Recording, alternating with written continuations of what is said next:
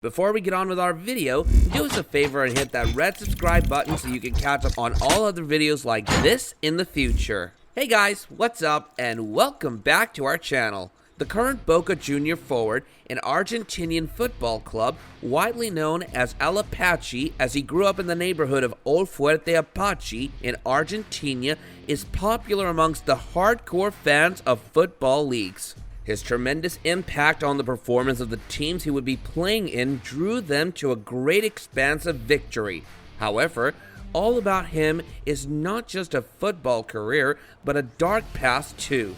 On a wintry night, the 5th of February, our star was born. The neighborhood he belonged to and was raised in was notorious for its shady activities, the likes of which a child couldn't help but mature quickly through.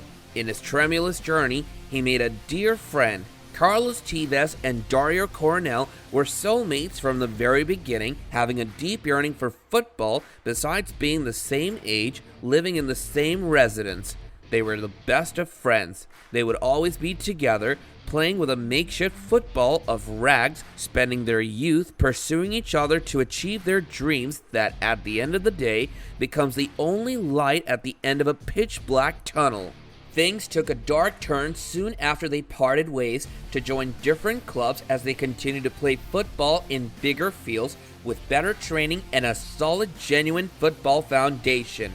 It was their separation that brought a sudden change in the life of young Carlos, who couldn't join his best friend in the club the latter was picked for. Later on, his best friend would be intrigued by street crimes, involving himself in gang fights, unlawful behavior that Carlos was used to, but couldn't have imagined his best friend to fall into the same trap that he did. He witnessed him go down so bad, saw him ruin his life. In the end, Dario shot himself in front of police officers when he was cornered at the age of 17.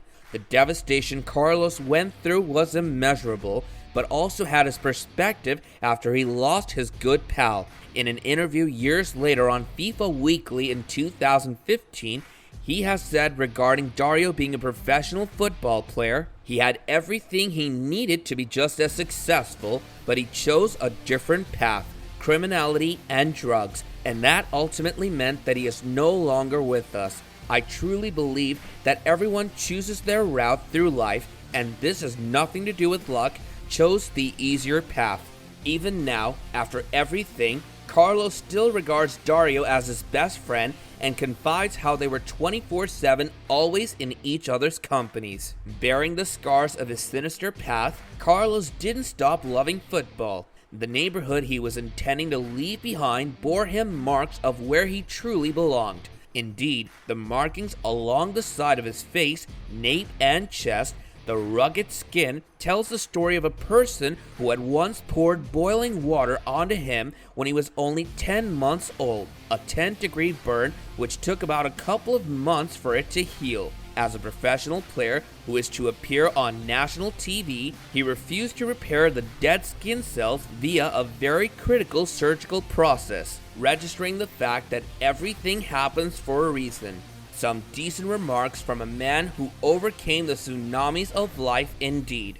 Now on to Carlos's rather rocky, yet full of achievements, football career. Since he was from Argentina, his long, winding path starts from home, debuting against a well-known team, Talleres de Córdoba, from Boca Juniors on the 21st of October 2001 at the minimal age of 16. He was an outstanding player with skills. Well, maybe not on par with Lionel Messi, but close enough. The effort he put, a beast loose amongst trespassers, he was simply and purely confounding.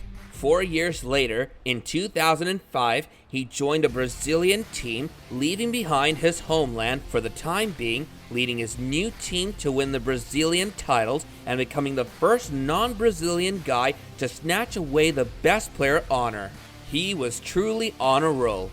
Despite the 5-year contract he had with the Brazilian team Corinthians, he moved into a fresh style, the European Premier League, which is the most anticipated league throughout England, in 2006. Carlos became a West Ham United striker. Perhaps it was the change of atmosphere or the new challenge, but it didn't work out as he thought. They didn't win any matches and were nearly at the crest of relegation when, stepping in, Carlos scored a goal to avoid that. As the transfers of Manchester United go, they are usually unbalanced, sometimes inconclusive and robust.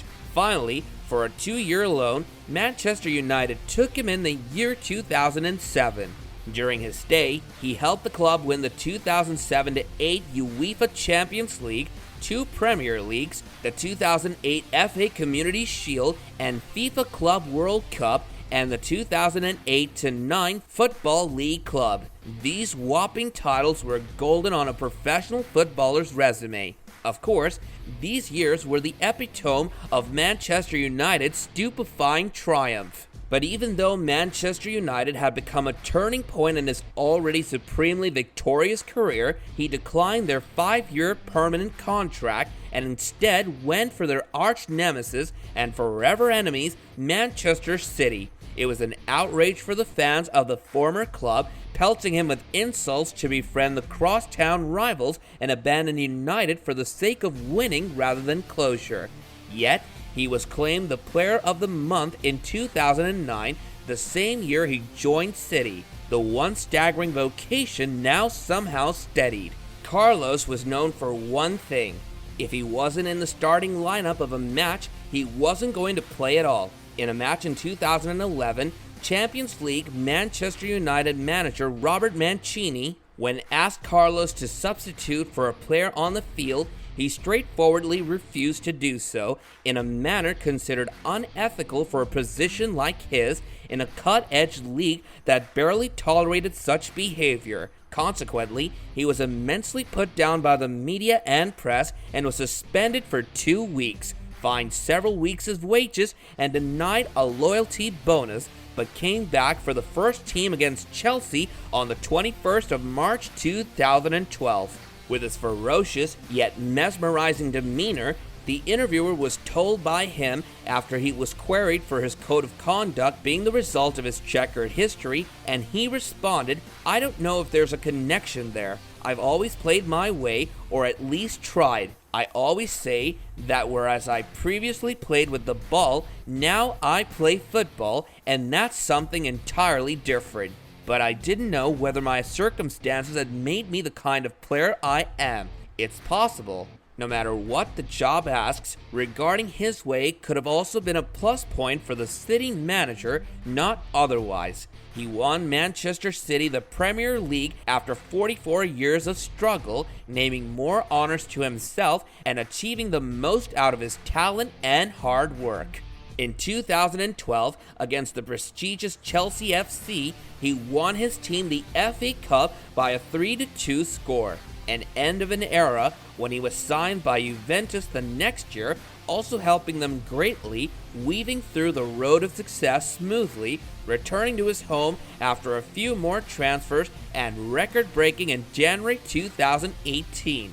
Carlos never defined himself by his past, but by his present self and his achievements. He was welcomed warmly and was not intending to leave anytime soon. With his soul ablaze with the fire of passion for football and mindset to conquer the field, this man rules the hearts of so many in the football community. Well, that about wraps up this video, which we hope you guys found enjoyable. And if you did, go ahead and hit that like button, subscribe to our channel, and hit the bell icon to catch up on more videos like this in the future. Also, do let us know your thoughts in the comments below and what your favorite parts about Carlos Tevez's career was. We'll be seeing you guys in another video real soon. Until then, take care and goodbye.